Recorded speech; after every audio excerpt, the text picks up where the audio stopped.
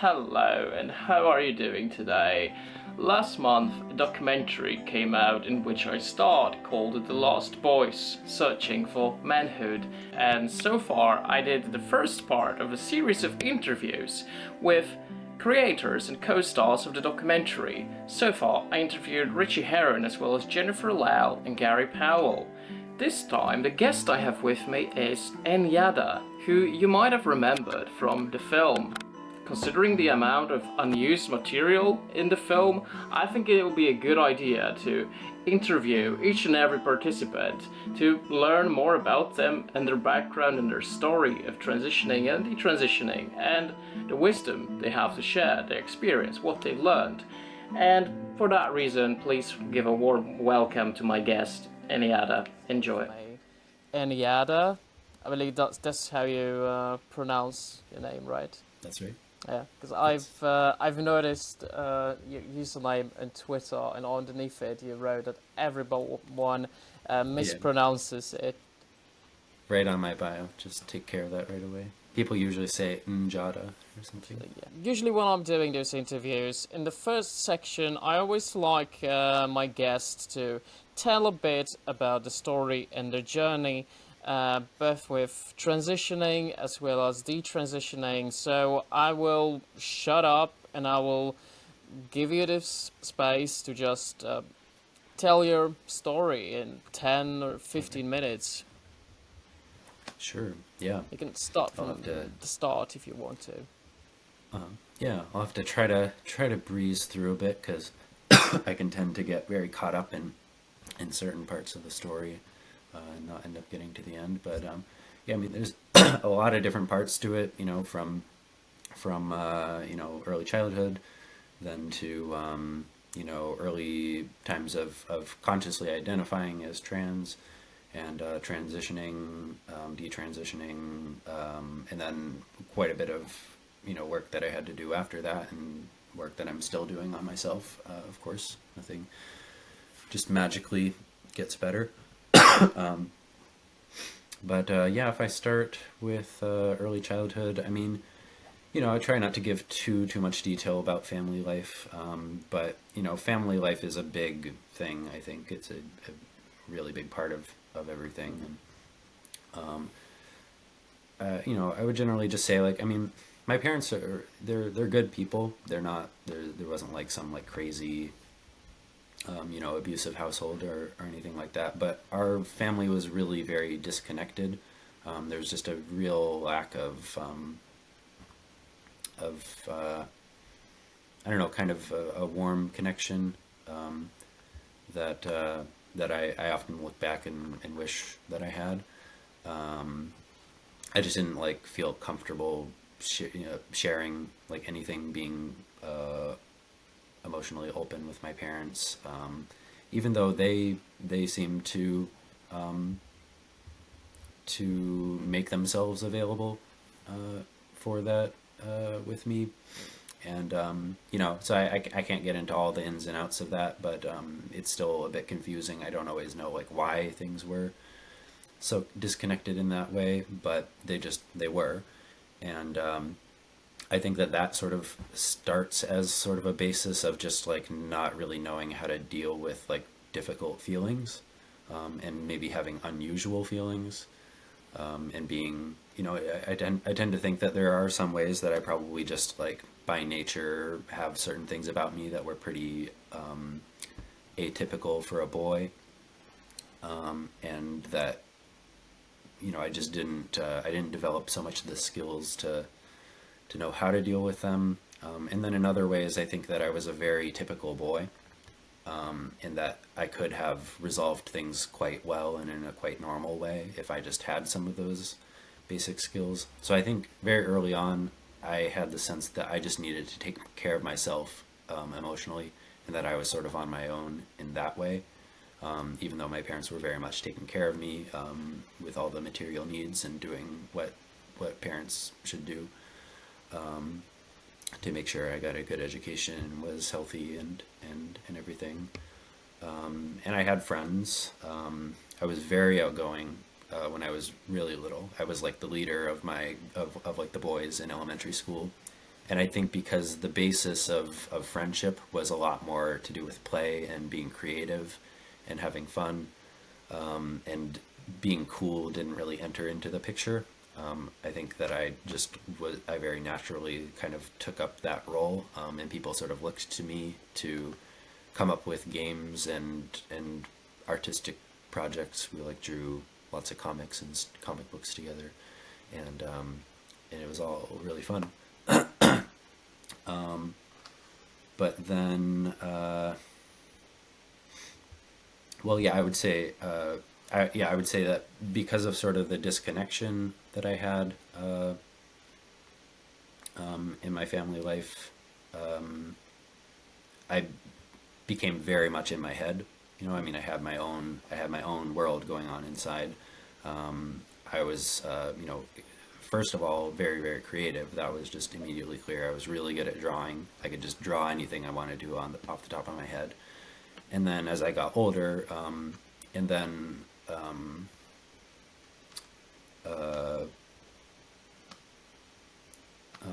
oh well, I would also, I guess I'd mention my brother. I got along with my brother really well, though.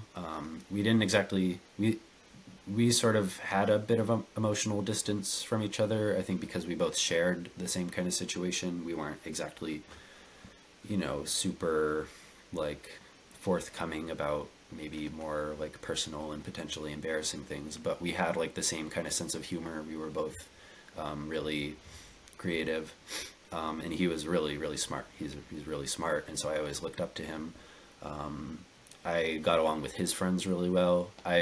I was recently thinking about how I always was sort of this kind of like delightful and sort of like just funny kind of kid with his friends. So I like enjoyed that, that like they all liked me because I was his brother, and they were always like very curious about me. And that was just kind of a situation that I sort of thrived in, was with sort of these older boys, even though I was spending more time with my own friends. But then come middle school, and being cool matters, and everybody's hitting puberty. I'm hitting puberty. Sexuality is entering the picture. It's getting like really, really. There's a lot to get nervous about, and being this kind of like funny, delightful, creative kid is not exactly super cool. The only thing that was cool about me in middle school and high school, I think, was that I was good at playing the drums. But it was then that I guess my role with friends, just completely changed. I was very quickly no longer the leader of the group of boys. Now I'm in middle school. It's much bigger. There's way more people. I'm becoming obsessed with girls. I'm super, super nervous about girls. But I really wanted a girlfriend. And I was just incredibly, incredibly embarrassed.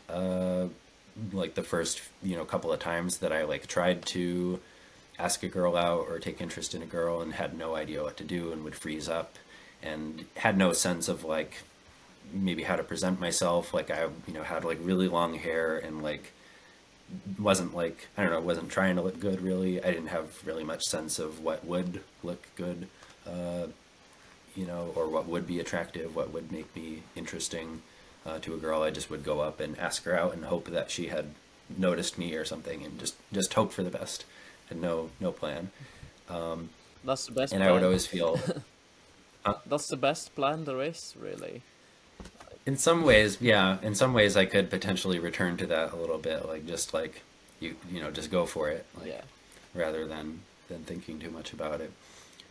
Hello again. Just a quick reminder that you can watch the full 2-hour version of this interview on my Patreon channel for just $1 a month, so consider subscribing if you want to hear what NJada has to say about Gender this. roles. Do you think that strict gender roles are harmful for both men and women, or do you think they're good for society, or do you Okay, and now I will just shut up so you can watch the rest of this interview. But yeah, I mean, yeah, I'm trying not to get caught up in all the details, but there was something in that transition into through puberty, and just finding it really mortifying to be rejected by girls, and feeling really, really gross about my sexuality. Like like I said in the documentary, it was around then that I discovered porn. I found like I was immediately addicted to it. It just was so compelling. But I remember it being like between 7th and 8th grade that I started thinking to myself, like, it's really gross. Like I felt like oversaturated, like the feeling of just like being oversaturated in just sexual content and sexual thoughts. And it was then that I made a conscious effort not to look at girls for too long, because I just found girls so attractive. Like I would just like be very captivated by how beautiful they were. And I just decided don't I started becoming extremely self-conscious about where I was looking. Like I was thinking of a time around then that I accidentally was looking at a girl who I wasn't interested in, but I was just I was zoning out. And she called over to me, and she was like, "Why are you staring at me?" And I was like, "Oh, well, I'm sorry, I was just zoning out there." And I remember making a conscious decision right then to if I ever was spacing out, make sure I'm looking in a direction where nobody could be around. And in class, I would either look down or I would look at the teacher, and I didn't look around myself. I didn't observe other people, getting very much in my head. And now that creativity and being cool or being creative and funny and games and stuff is not really cool anymore. I mean, I still cared about creativity above all. Being a musician, writing music, that was the thing that kept me going in life. And that was very much a personal, it was something I did for myself. I played in bands. I did play in rock bands as the drummer, but then by myself, I would be writing my own stuff with guitars and keyboards. And but then my way of kind of surviving in school was more to be just up in my head. And I think was to use my intellect a lot more to kind of replace my I guess to replace my emotions, I guess I would say, using the intellect to kind of contain myself, just getting more and more up in my head. I became extremely unexpressive in middle school and high school, where people would sometimes either think that I was angry, or that I was just unemotional, or that I was super peaceful. It was so weird how different people got totally different mixed messages like that. It seemed like nobody knew what to make of me, and just getting more and more alienated.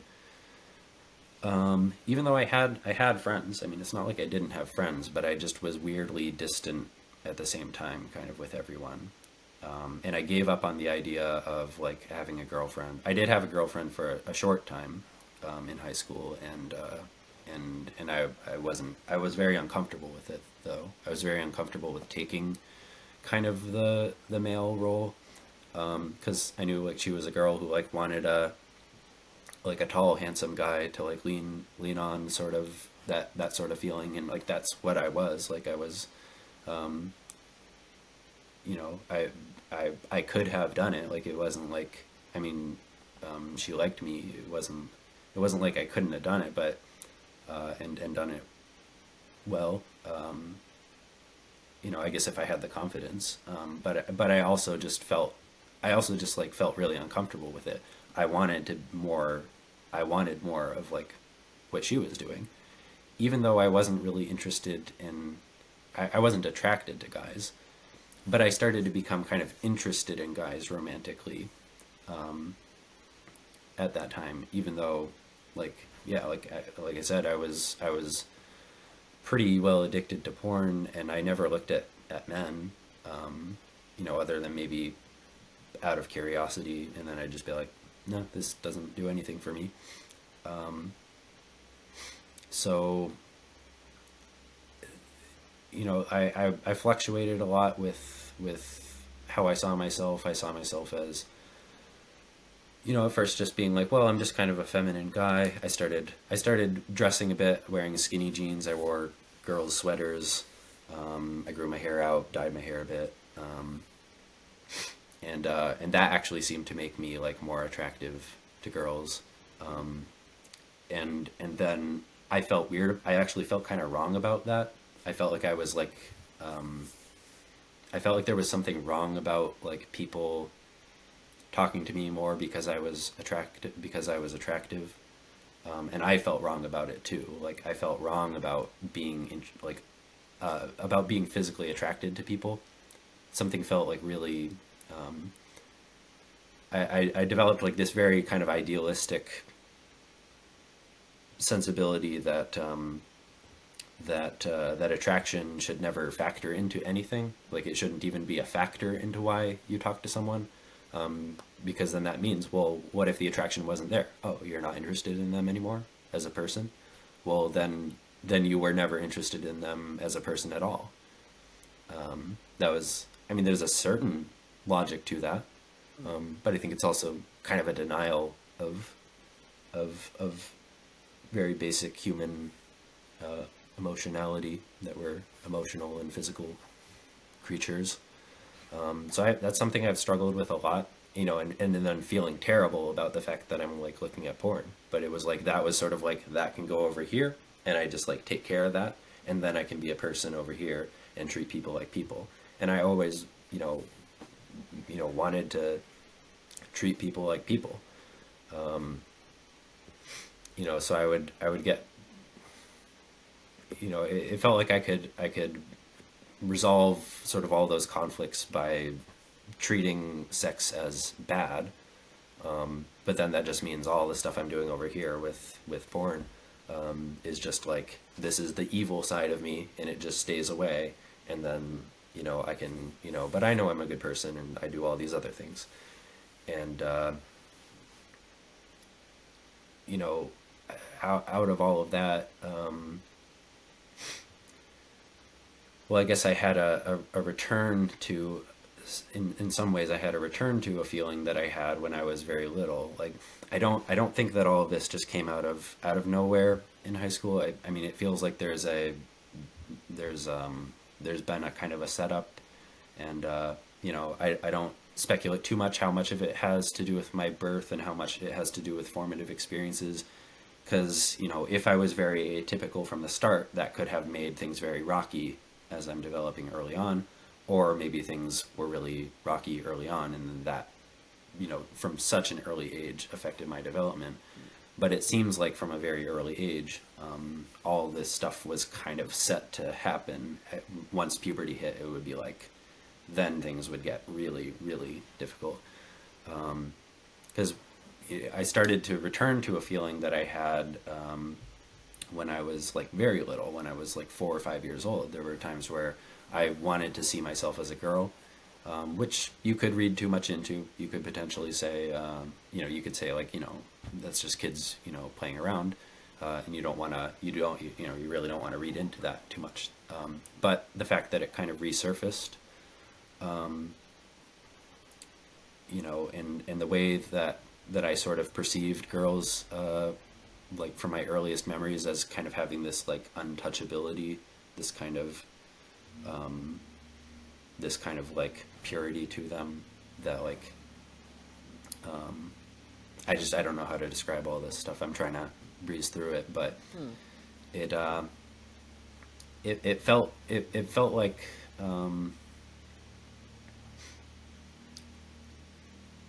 you know, I think that what I was starting to feel in high school was, I don't know, like the better part of me was the real part of me, and that part of me was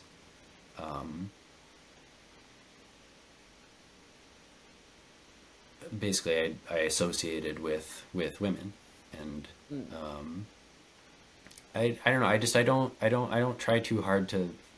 I mean, I anticipate kind of like how people like want to know like what is, but what does it mean to like be like a woman or to feel like a woman? You don't know what it's like to.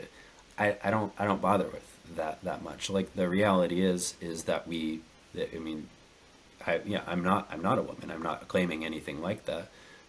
But it's an unmistakable sort of association that I was making.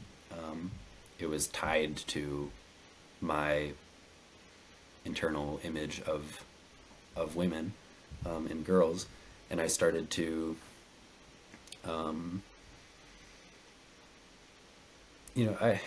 didn't even really say things to myself like I am a girl inside, or I would sometimes do it, but it didn't matter to me how I described it. The conclusion I started to come to was, well, if I had been born a girl, all the things that are strange about me, and the ways that like that I have all of this like this joy and this expression and all of this stuff inside that I just bottle up, that I could be living out, if I had been born female, I would be able to do that and nobody would have a problem with it. But because I'm male, like that's like people aren't going to like it and it's not going to be received well. That was I think the real like mental calculation that I was making. So yeah, I'm trying to skip ahead, but once I went to college, I went to the therapist at the school. First meeting, I mentioned that I'm just struggling with depression and anxiety. It kind of comes out of nowhere. I didn't have a lot of insight into it, so it just seemed like it comes from nowhere. And I said, I talked about a number of ways that can manifest other than just being anxious out of nowhere, depressed. It's also like social anxiety, being very stiff, feeling like I have all this to express that I can't get myself to, and that I wish that I was a woman, or I sometimes and it makes it feel like I'm a woman somehow. And I really said like I don't know what that means, and I said I think I could be trans, but I don't really know for sure. I said it seems very, very difficult to imagine how I would still be me, and then say, and then be okay with being a man, and really like embrace the fact that I'm a man. I said like I don't know how I could be me and feel that way, but after all, I am male, so that would seem like the best outcome if there was some way that I could actually resolve that. And just saying that though to the therapist, that to him he took as like that I'm trying to force myself to be a man when in fact clearly I want to be a woman. So he said, yeah, like you should not put that off. He was like, I understand how you want to approach that very gradually, but this is something that you really should address head on. And he said that people who feel that way, the typical way that people feel satisfied with their lives is to transition. And to me, I was like, well, I thought that I was being really, I thought that if I just came up and I said, I feel this way and I think I'm trans and I want to transition, my expectation, this was 2013. So, kind of the trans, thing was becoming very publicly known, especially in the mental health world. They're just starting to really talk about it a lot, but it wasn't like this big thing yet for another couple of years. Yeah, I think we've transitioned around the same time. Which year did you start taking hormones? 2014. 2014. Okay, now a bit later than me because I started in 2012. Mm-hmm. Yeah. Oh, okay. Yeah, but I've noticed there's this big difference today and 12 years ago when I first transitioned, because you didn't really hear much about it in the media compared to now. Like almost no one talked about it. Like people were aware, Yeah, but right, it wasn't in the spotlight like it is today. And um, right. it takes over a huge portion of like mainstream political discourse. Just this whole gender and trans debate. Right. Yeah, it was very much on the horizon at the time. Like it was like just, Mm, getting there yeah. when I went on hormones. And so I still sort of had the sense that like, I'd been going to like Gay Straight Alliance in high school, Pride group in college. So I kind of felt like I'm more aware of this kind of thing than the average person. So, if I'm coming to the therapist and I'm just like, saying this that I think I'm trans, like my expectation was more that they would, politely but kind of like pat me on the head a little bit and be like, okay, like let's slow down there a little bit. Like just because you say you're trans, like, doesn't mean like, hold on, we're going to examine this, we're going to be careful. That was genuinely what I thought. Like in a way, I thought like there was a part of me that was like, yeah, I really feel like I'm trans. But there was another part of me that was like, I should be more careful, I should be more responsible, and I think that they'll think that I'm being kind of, childish and irresponsible if I just, come out and say like this is my the conclusion when I haven't even been in therapy yet. But first therapy session, and I mentioned that I want to be cautious, thinking that that will be approved, by my therapist, and he tells me right away like, I think that we should address this head on. And that basically, I mean, he didn't declare that I was trans, but he was he more, was saying like,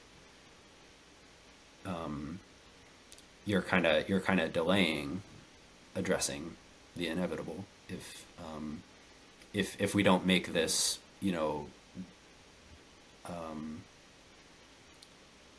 if we don't like make this a forefront Yeah. topic. Would you say And that you yeah. felt pressured towards transitioning by a therapist, or in any way, felt like it's been I rushed towards making that decision? You didn't really have time to think it through for yourself. In a way, yes. And in a way, no. I mean, I I think that the this therapist, and then when I was referred to someone who specialized in gender dysphoria, LGBT stuff, I think that, I mean, they were being irresponsible by just taking this report and not examining it. But I don't think that they were like telling me how to identify, or that they were like telling me that I got to transition. But I don't know. It's difficult because it's like I'm just like a 19-year-old, just bringing this up, and I'm already being, yeah, I don't know. I guess I hesitate to say that I was pressured into it, because I could have said no, and they wouldn't have like given me a hard time about it. Like it was all about, this is your decision. But there was,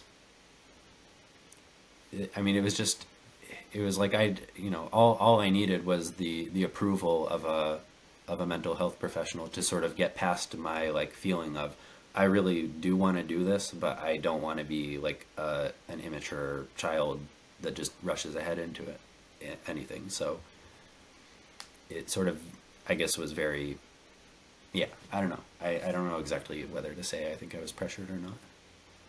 The kind of community that I lived in was a pretty like liberal New England community, and I mean, what I did was always pretty much accepted by people. It was, I didn't have I never come across like rad femmes at that point, so I can think that if I had been dealing with all this stuff maybe 5 years later, and then I was hearing about all the controversies around trans women in women's bathrooms and changing rooms and sports and things like that, I would have I mean, all the type of paranoia that I'm describing would have kicked in, and I'd be like, "There's no way." I mean, I'm going to be way more Yeah. uncomfortable if I transition. But at the time, I never come across that. Most of the people who I learned about, like queer theory and transgenderism and all of that, were women, and women seemed to like be very receptive and kind of excited to hear about trans women and about me identifying as trans. I don't know, helping me like pick out clothes and stuff. So I was like, I mean, that's the thing I try to point out is like I received like almost zero resistance from anyone about any of this stuff. Like my dad was the only person who took it hard, but then he ended up going along with it anyway. I mean, I was really surprised about that, but like my like decision to detransition had nothing to do with people giving me a hard time about it. It was just an entirely internal that it was due to all the internal issues that was going on. Like even living in a place where people totally accept it, and are almost like giving me extra respect. I mean, I was like noticed more, respected more. I was still, but I felt like I could kind of remain in this sort of like shy and sort of modest sort of personality that I usually had, but not in the not in like an unemotional way though. Like I felt like I could be like kind of like a little bit sweeter and a little more pleasant to be around, and it just seemed like I was more pleasant to be around to other people. But I still kept running into the fact that like overall, like I have a very male sort of psychology. I don't like you have to actually grow up female to know how to actually participate in the sort of female social world. I mean, I think those are the sort of things that like gender critical people have no insight on. Is the fact that society does boil down socially to men and women, and it's not just a biological thing. Like the basis of it is biological. So I don't think that it's possible to transition in a really meaningful way. Like you can pass really really well, yes, and you will be taken as a woman in a lot of cases. So I mean, I'm sure that there are people who like they make it work. I think it would be a Absolutely. caricature to say that all of them are deep down going through this internal struggle. Like maybe maybe some of them are not. But for me, where people accepted me in that role, I think that I mean everybody still, whether they'll acknowledge it or not, everybody sees each other as a man or a woman and changes their behavior around them accordingly, in very very subtle ways. And I just noticed that constantly, Yeah. that people were always confused about how to behave around me, even when they really wanted to receive me as a woman. Interesting. You know, what you said, and I think you also mentioned it in the documentary as well, that you have to be socialized from a young age as a girl in order to truly fit into society as a woman, to experience that society as a woman, right? And you know what? I agree with you. And I remember what it was like back when I was trying to live as a trans woman, and it was if sort of like living in a society where everyone is a professional swimmer and they expect you to be a professional swimmer as well, but this is literally your first time in water. You've never set your foot in water before, and you Right. have no idea what you're doing. And honestly, socializing as a trans woman, that's how it felt to me. Like I was doing something I wasn't really used to at all. It felt strange, to be honest. Even though I think most people didn't really think about it at all. I don't think most people go around thinking like that. Oh, this person is Yeah. acting awkwardly. It must be he or she must be trans. I think it is more likely that people would think you're autistic rather than trans. But still, it never felt natural. Right. Yeah, because all that stuff that I described about how, it felt like I'm forced into sort of an unnatural set of expectations on me as a guy. The same thing ended up happening. While transitioning, and people talk about that sort of thing, but people, I mean, really, yeah, like you said, like people don't consciously think those kinds of things, like that this person isn't acting like a man or like a woman. Like obviously, sometimes people do, but but I mean, like on like super subtle levels, like just the everyday little minutia. Lots of people who are totally cool with all the gender nonconformity, and you can do very overt, explicit stuff like a man wearing a dress, although that was recently this big debate, and or a woman doing stereotypically masculine activities, whatever. Sometimes people will either make comments about that, or people will be totally okay with that. But there's much subtler day to day stuff that like it's just it's so hard to even like it would be so weird to like jot down all of the little things to like write about it and write about all the things. Like it would just like kind of drive you crazy to do that. And so I think that there's kind of no way to really get around that. Like you're gonna it's like if you're in a situation like I was, where it was like, well, it seems like, I mean, I've tried out this whole being a guy thing, and it feels so unnatural to me.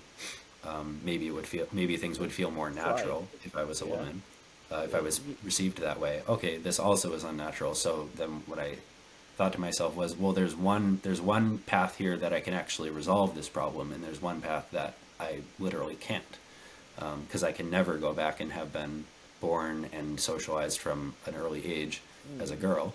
I was born and socialized from an early age as a boy. I could actually learn how to, make sense of that. And so I think like if you, I mean, I guess like the worst way that you could maybe take all of that, I could see like maybe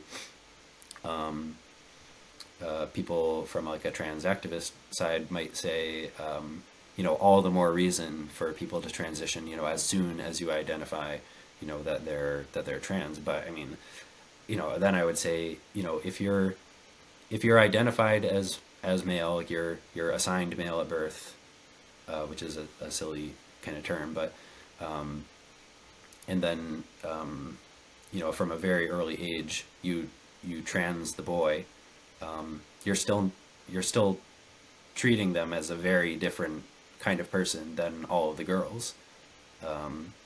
There's just no, like, I don't know, I don't know how to like prove it or describe it exactly, but that's just been one of my big takeaway points, is like there's no way that no matter how early you put took a boy and put him in with all the girls and tried to treat him like all the girls, everybody would be conscious of the fact that there's something different about this boy.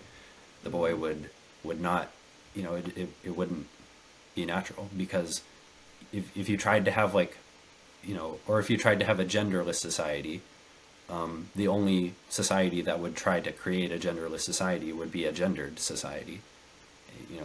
I'm not against the idea of gender.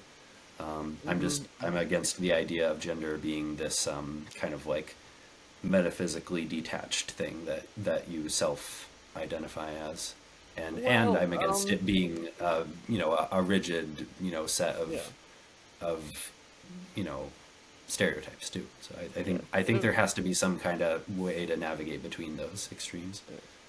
Yeah, I have a lot of thoughts I also shared on my channel, actually, regarding the gender and the metaphysical side of things there, because You know, some people would say that sex and gender are two completely separate things that have nothing in common with each other, and the other extreme would be that there is no such thing as gender, that it's just purely biological, it's just sex. And you know, the way I like to think about it is that there's a phenomenal experience to what it is like to be a certain thing. Like, to be a man or to be a woman, it's not just a purely physical aspect. It's not just a physical existence. There's a psychological side of it. There is a certain Mhm. experience of what it's like to be those things, and you actually have to be that thing to in order to have that experience. Therefore, Yeah. I think that gender is an experience. It is not a feeling. A feeling is Yeah. a purely temporary state. You can feel a certain way like a short period of time, and that feeling will end, you know, sort of like anger, happiness, or sadness.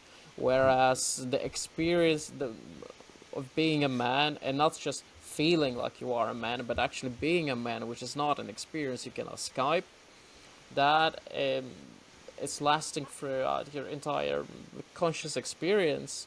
I want to talk a bit more about gender roles, and it is actually one of the first things you mention in the documentary, The Lost Boys. And you know, I think everything you said so far also puts things into perspective, because there's, you know, only short clips available in that film, and I imagine you probably said much more during the recording of that film, and a lot of it wasn't included, just as was in my case or Ritchie's. So thank you so much for sharing. But let's go a bit chronologically about different things you've mentioned in the clips from the film. Um, so you talked a bit about gender roles and how expressing anything that didn't fit into that was just a no territory that you shouldn't step into. Like, you know, how people are looking down on men that are sensitive, and also think it was Joe Berger, is that his name? Joe Burgo.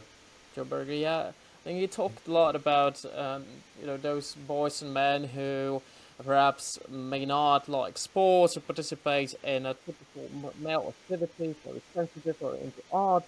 And you know, Mhm. I was thinking, well, a lot of historically, a lot of the greatest artists were men. Like, it's not Yeah. a new phenomenon for men to just not be macho, to be more sensitive. You know, men like that have always existed.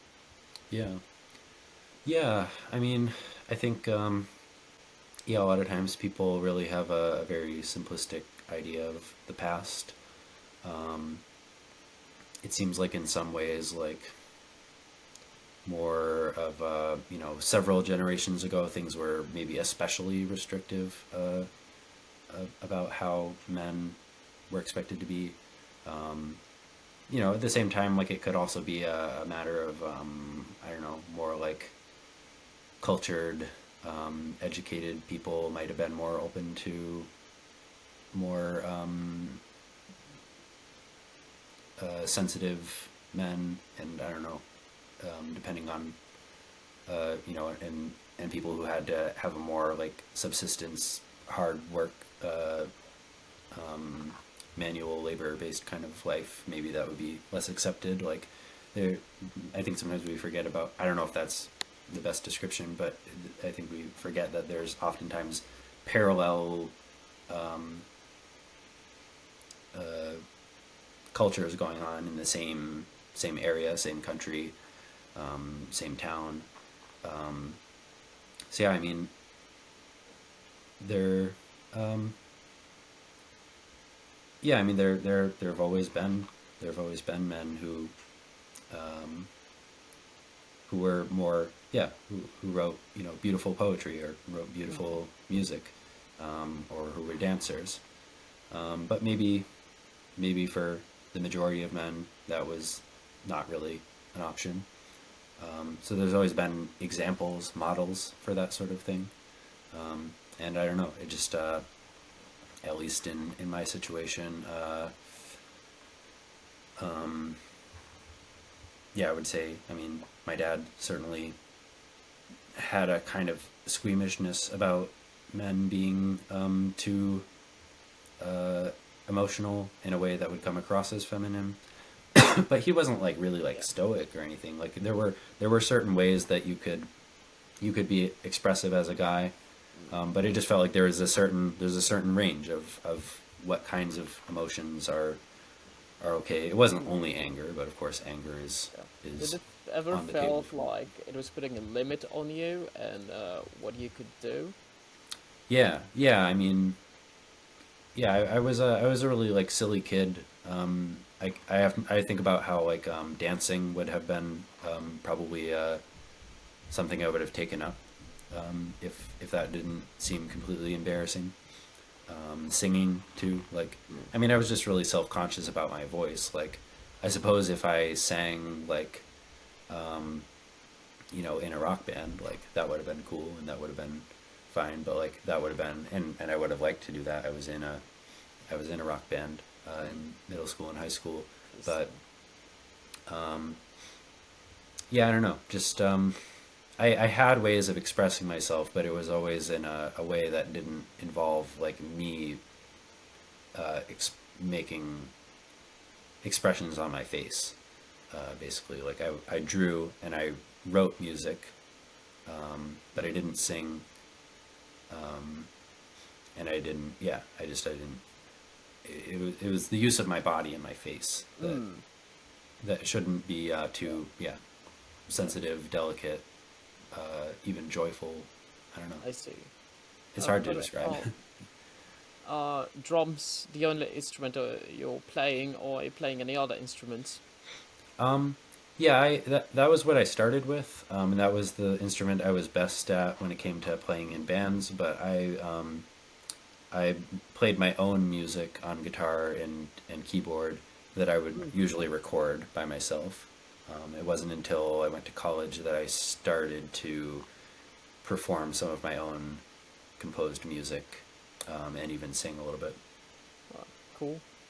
I'm asking because I'm making music myself, and I've always absolutely loved music. I play guitar. Electric guitar is my main instrument, but I also play a bit of bass and keyboard and a little bit of drums as well. And a lot of the music I'm playing falls in like the category of rock, metal, and prog. And because my dad was always a huge fan of metal and punk rock, um, with him like that side of the male musicianship was never seen as sensitive or anything like that. So I had this advantage of my family never shaming me for that, for being this much into music. Even though for me it's a very sensitive thing for me to be able to play music and make music. Whereas to my dad, it's more like, yeah, rock on, Uh-huh. So there's like there's two different Yeah, sides to this same genre, really. yeah, yeah. I think I get what you mean. Like, yeah, I was. I listened to. Yeah, I started off with like hard, like classic rock. It's very masculine, but there'd also be some very sensitive sides to those musicians. Like Led Zeppelin was my first like favorite band, and they write a lot of very intricate, a lot of music that has a lot of sensitivity and classical influence and prog influences. And then I like some of my favorite music that I really got into was prog rock, like bands like Yes and Genesis and Mike Love them Oldfield. absolutely. And Yeah, Rush is one of my Rush. favorite Yep, bands actually. definitely Rush. Yep.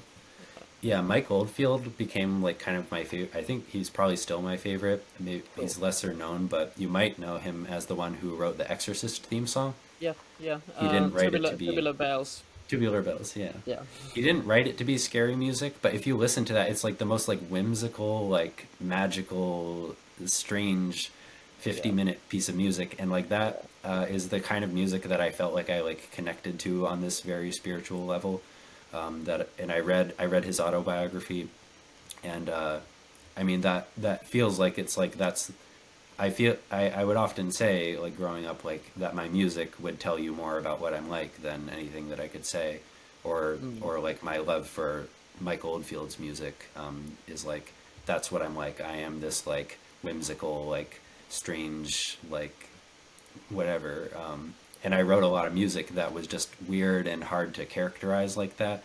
That got out a lot of my like childlike side, but also my sensitive side, like silly side. Like a lot of my music, I felt like was my way of like laughing at myself. Interesting. Yeah.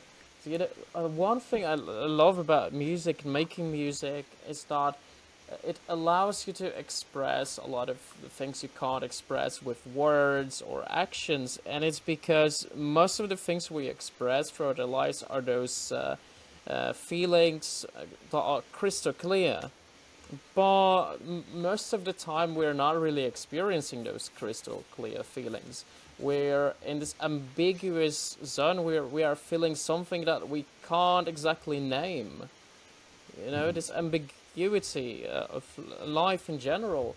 And I think there's this whole gray sphere feelings, unnamed feelings, that music and art in general really helps to express. And I can express things with music that I could never express otherwise. But um, I think that's the case for a lot of male musicians that within like the rock, general rock genre, that are quite sensitive.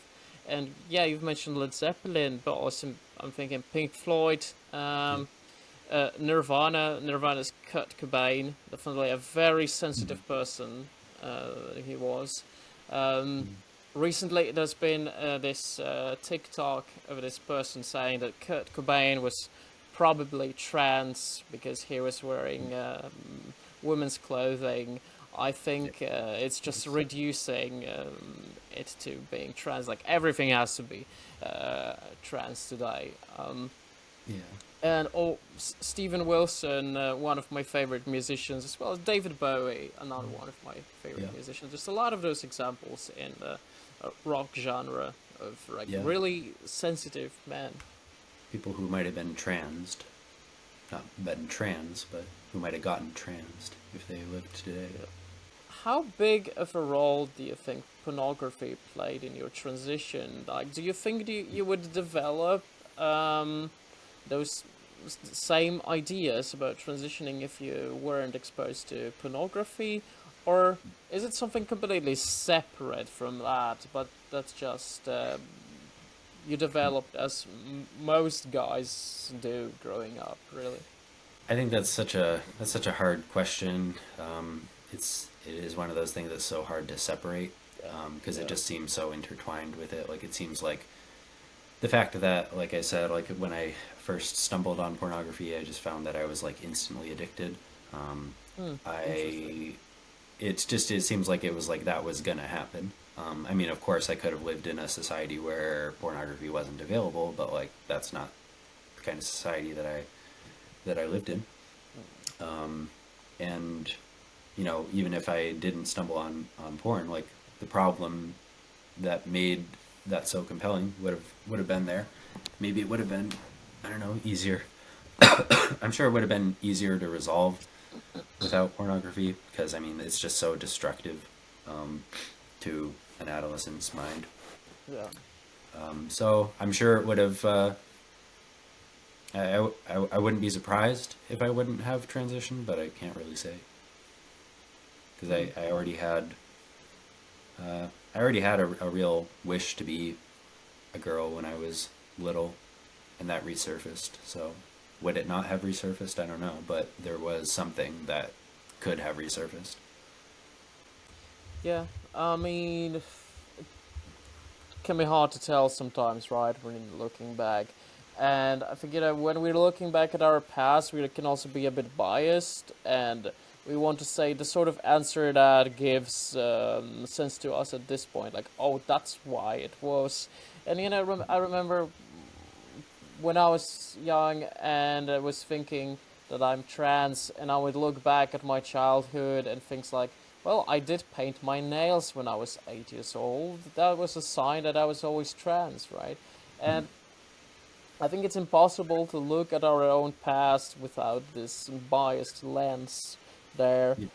But it's also interesting that you said that from the moment you've seen or been exposed to pornography for the first time, you knew you were gonna become addicted to that. And for me, it was actually the opposite reaction. I was absolutely freaked out by pornography. And the Mm. first time I've seen anything pornographic was when I was 16 years old. At least like a video format and porn. Mm. Um, it absolutely freaked me out. I was like, this shit's scary.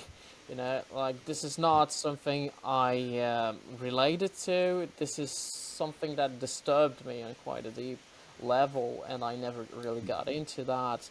But That's good. I'm Yeah. also sort of anti-pornography in many ways. But do you think that pornography is damaging to society and young people?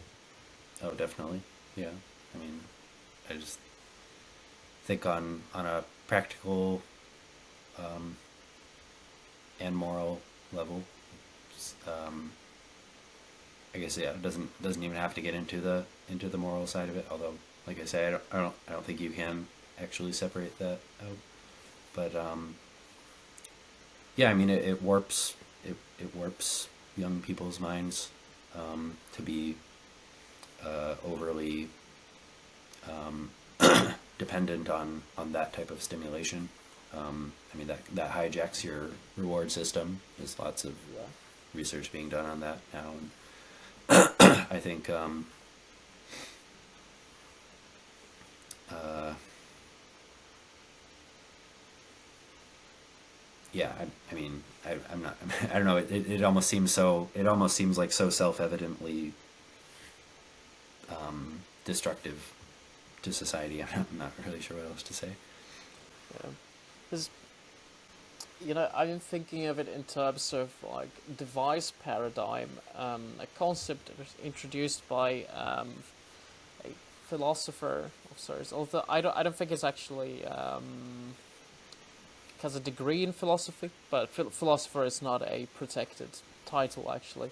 But his name is Albert Borgman, and there's this concept of device paradigm, basically how devices change um, our social interactions, our interactions with people, the way we relate to society, and all of that.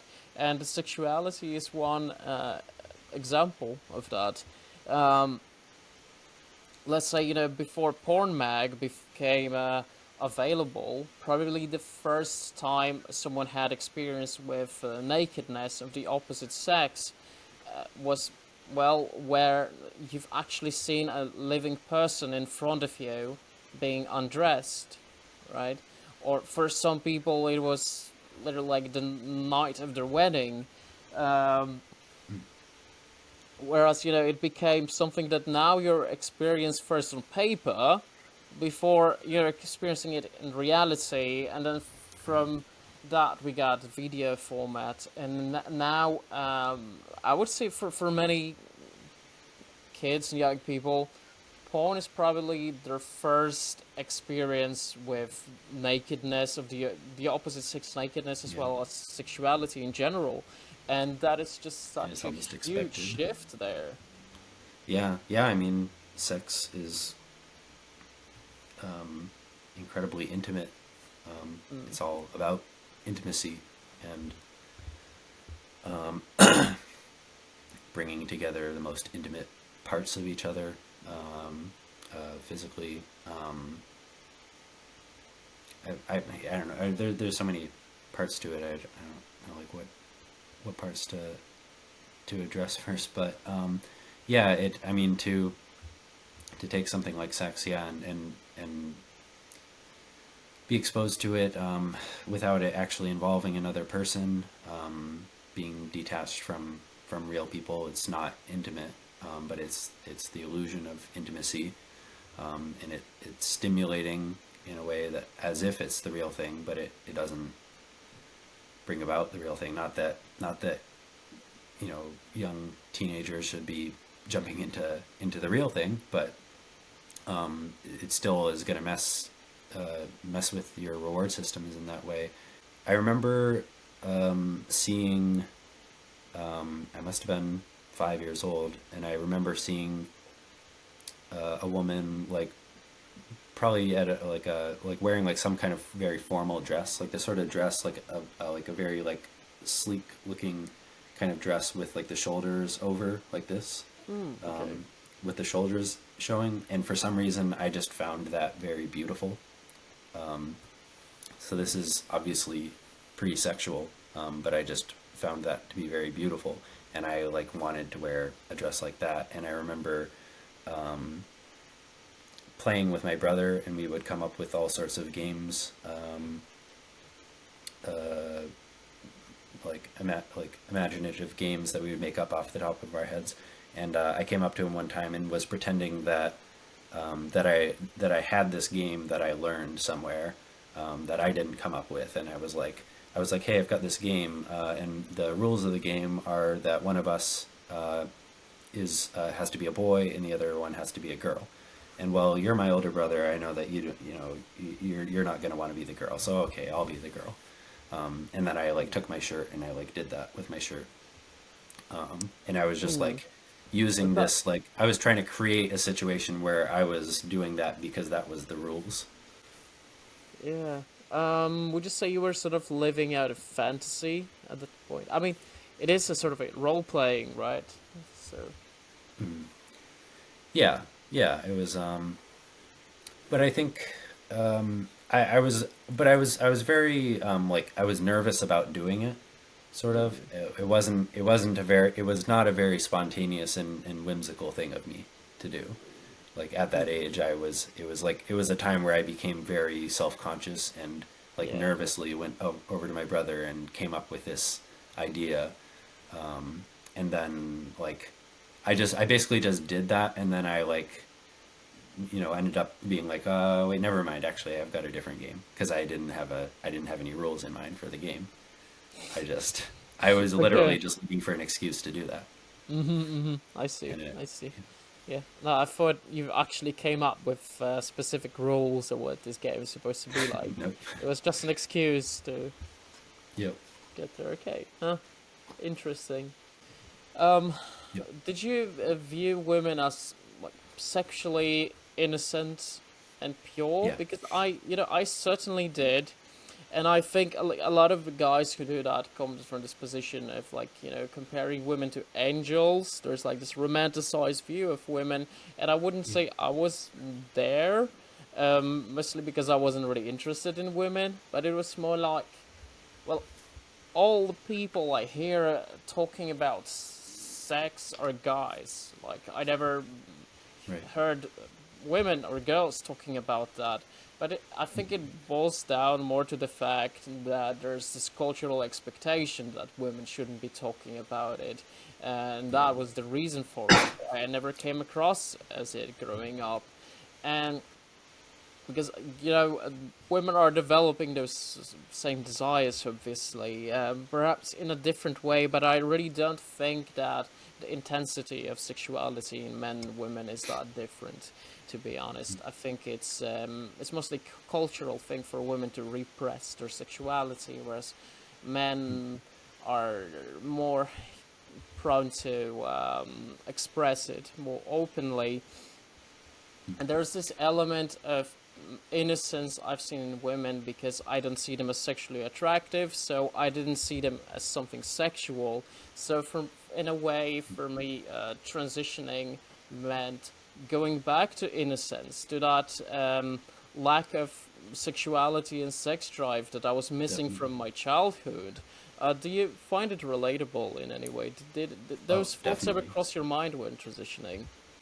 Definitely. Yeah. Yeah. I think, yeah, it allowed me to feel like I could be more innocent. I could be more, yeah, return to sort of the innocence and the kind of carefreeness of when I was a child, like pre-puberty, like all the stuff that went wrong in puberty. I could be free of that. And yeah, in fact, I mean, as I started to describe, like when I started really like confronting what the feelings consisted of, and to just be able to feel the feelings, be familiar with them, not need to keep them away, to be willing to feel some of the disgust that I felt.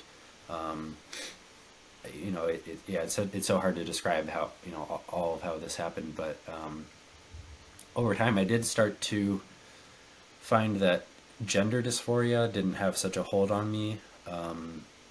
I still have feelings like that. They come and go, but they're not like really oppressive and compelling. I'm longing, and I just can't accept the fact that like I wasn't born female, even though there's literally nothing that you can do other than accept that fact, because there's nothing to be done about it. Once I felt kind of more freed of that, it started to seem like the feelings of wishing to be a woman were more like wishing I could go back to be a child. Was more like being childlike, and and wanting to be And it's also a kind of sexist protected. idea at its core, if you think about it. That's a sort of infantilization of females. Yeah. Yeah, and I mean that's why some of this stuff is so difficult, because you can say that it is stereotyping women, and yes, it can be. But I never believed, like growing up, I never believed that like women didn't have sexual desires. Like I knew that was a stereotype. I occasionally heard it on. I think it was like a ways back. Like I was watching, in fact, that show Orange Is the New Black, when there was Laverne Cox, and that was around that time I was transitioning. And there was like this scene where like the male like jail warden like said something about how like, oh, like women like don't want orgasm, like or something. And I remember actually hearing that, and I mean I'm in college and I was about to transition. I remember hearing that and I was like, wait a second, like that's a stereotype. Like, I mean, I kind of knew that it was, but it sort of was like in such a brazen way. I remember thinking that seemed kind of unrealistic.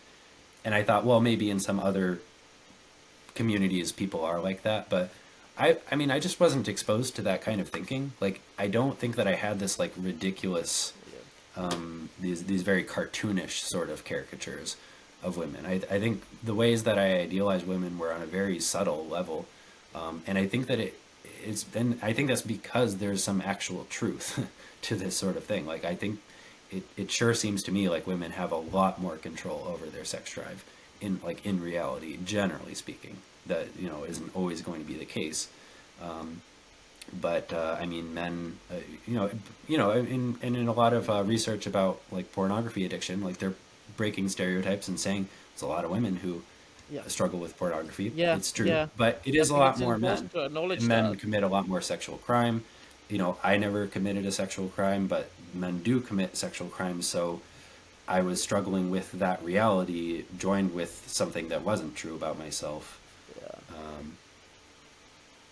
So I think it's a very hard and kind of subtle thing to reconcile when there is a bit of truth to it, sort of that women don't seem nearly as often to be like blindsided by their sexuality, or at least I mean maybe they do, and I mean I don't know, it's not an easy thing to describe, but I think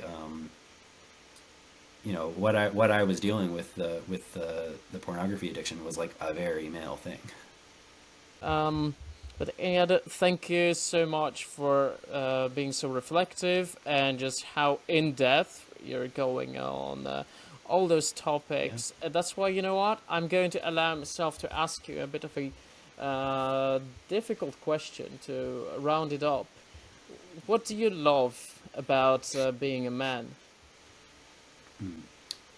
Oh man, I hope that I wish I could sometimes describe it better, but I think there's a kind of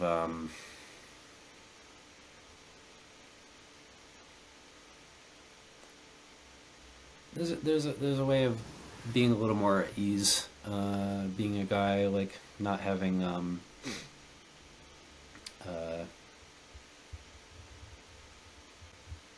Well, there's something, I guess, yeah, actually I think it's about male friendships. Like when I mean male friendships are really have taken a hit um, in our days, but Mm.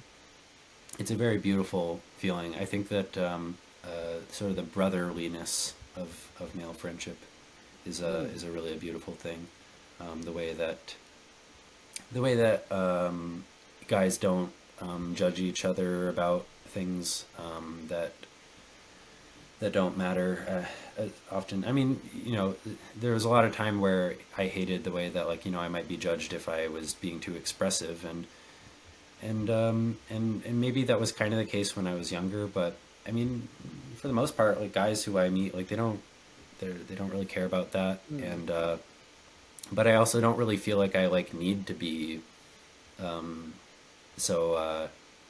I don't know, soft and endearing. And one thing that I didn't really go into is that as much as I was bothered by not being allowed to be expressive and sensitive and delicate in some ways I felt like I needed to be, and that like my harder side, like my more rugged and rougher sides of me, and also the way that I intellectualize is kind of in a male sort of way. Mm. Mm. Having I kind of felt like I needed to soften myself in a way to make myself less threatening. Mm. That's a whole other side of things that I hadn't really gotten into that much, about how much I actually like hated my masculinity, and not just that I wanted to be able to be a feminine guy. And Yeah. I mean, embracing that more, and just seeing the way that guys, as long as you are picking your friends right, like guys can be really, you can have a kind of warmth and and real lack of judgment about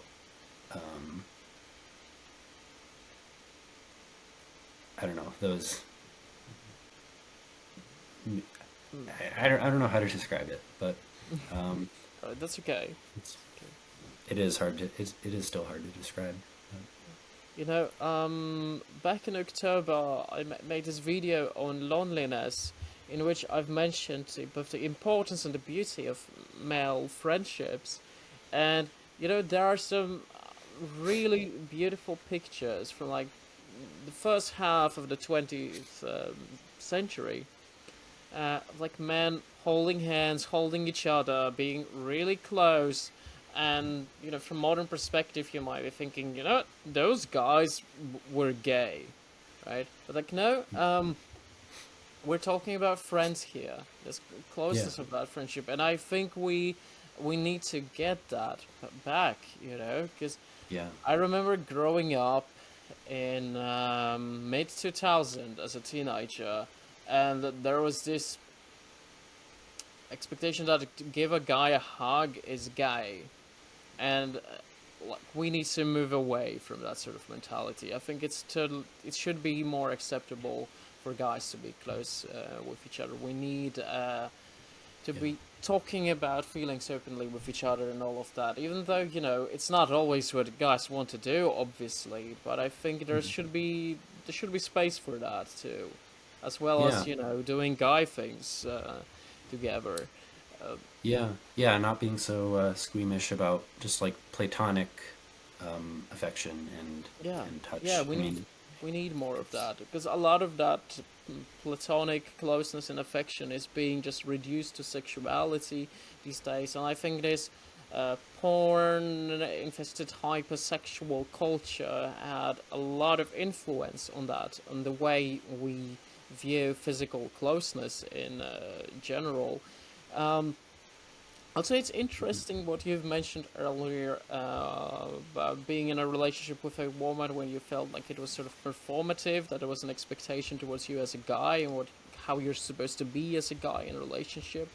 Um, it's interesting to me because when I was like fake dating women back when I was still deep in the closet, that was my experience with women as well. That there's this very strong expectation towards guys, like how you should be when you're the guy in a relationship.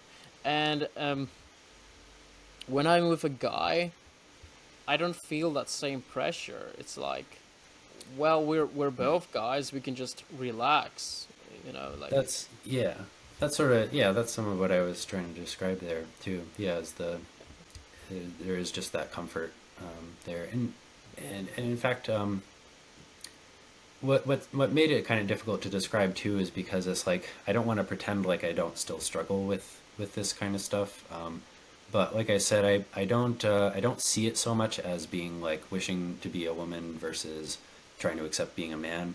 It feels very much to me like parts of me like matured, my body and my like maybe my intellect matured, along with my age, and then like emotionally there. I mean, I like just feel like I'm still a boy, and it feels like it's.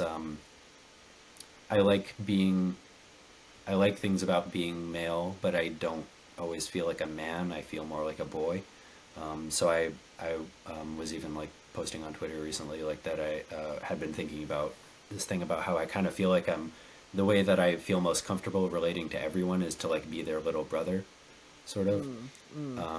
And it is that kind of like brotherliness that is very like warm, and so I do tend to kind of find myself like endearing myself to people, and I think that where I struggle with being a man, and kind of liking being a man, is is more feeling like strong and feeling really because I have a competitive side to me. I have a wish that like if I'm going to do have a job, if I'm going to do it, I'm going to do the best that I can, and I want to be the best at it.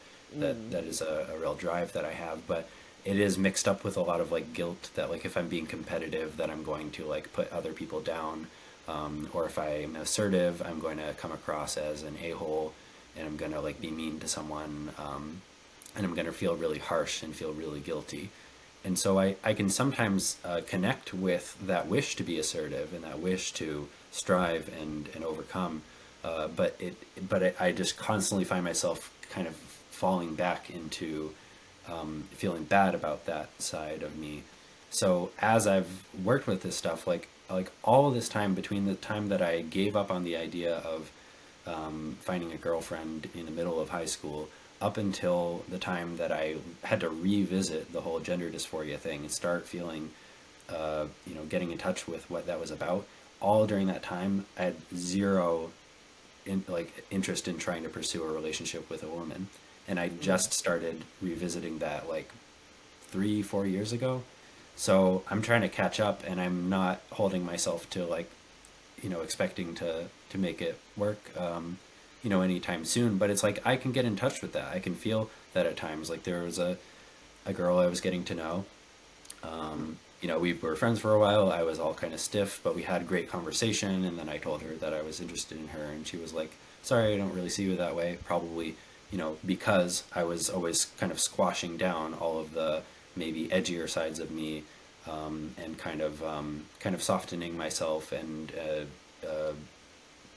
kind of neutering myself in order to feel like I'm not going to offend, or that there won't be anything offensive about me. But the first time that I met her, like she kind of came up to me, and like we saw each other across the room. It was at an event, and she like walked up to me and was looking up at me, and I felt really kind of cool and attractive and strong. And sometimes I feel attractive as a man, and I like that feeling. But it feels like it comes with all this pressure that I'm just not prepared for. So I know that I can get in touch with that. I like those things about me, but most of the time I tend to fall back in this kind of like little brother kind of position. And that's why it's a little bit hard to easily describe like what I like about being a man. Yeah, interesting. You know what? I will have to strongly agree with you on one thing there. I certainly do think you're attractive. Thanks. I think I'm good looking, yeah. Yeah, Like you are. You I, are. kn- There's I know I no am. doubt about it. So, I don't think there's a good reason for you to believe otherwise. Yeah, it's all Yeah. in my head. I mean, it always is for most people. You know. It's hard to shake. Um, yeah, but would you say it's when you're detransitioning? Do you think it's important to not just accept that you are a guy, to accept your maleness, but to also to embrace it, to actually love being a guy? Yeah. Because for me, one thing that really allowed me to connect with the idea that I'm a man, where it's not just a biological reality, but also something I identify with, something that is part of me, and something that I like being, is when I actually accepted my sexuality fully. Because I wasn't able to connect to heterosexuality at all, and that was what was disconnecting me from the experience of being a man. And Yeah. when I accepted myself as gay, let's say, I was like, you know what? I love being a man, and this is the first time in my life where I can openly say, like, I love being a man. That's great. Yeah. Yeah. I mean, that has to be a huge relief Yeah. and just a joy. But did you ever have a moment like that when you actually thought, you know what, I like being a guy? Um, I've had moments. I've had moments where I think, yeah, I like being a guy. But I think that they are usually very like disconnected from sexuality. Okay. I think that part is really where I can get in touch with it from time to time, like in those little ways, like I described. With just occasionally, like in a low pressure kind of setting, like feeling like, yeah, I'm attractive and I could be attractive to this attractive woman. It's like I get little like hints and seeds of how this could actually work, but I just I haven't really experienced it too well. And I think that where I feel like, yeah, it's good to be a guy is like when I'm hanging out with the guys. Mm. Well, To be one of the boys, it is a yeah. good feeling. Well, NJada, thank you so much for this interview, and I wish you all the best in your future. Thanks. Yeah, thanks so much Obviously. for giving me all this space to. Yeah, it was. If I'm going to be honest with you, this is probably one of my, if not my actual favorite interview I've done on my channel Oh wow. this far. This was so in depth and reflective. Thank you so much for that. Oh, I'm glad it's appreciated because yeah, I haven't had much of the chance.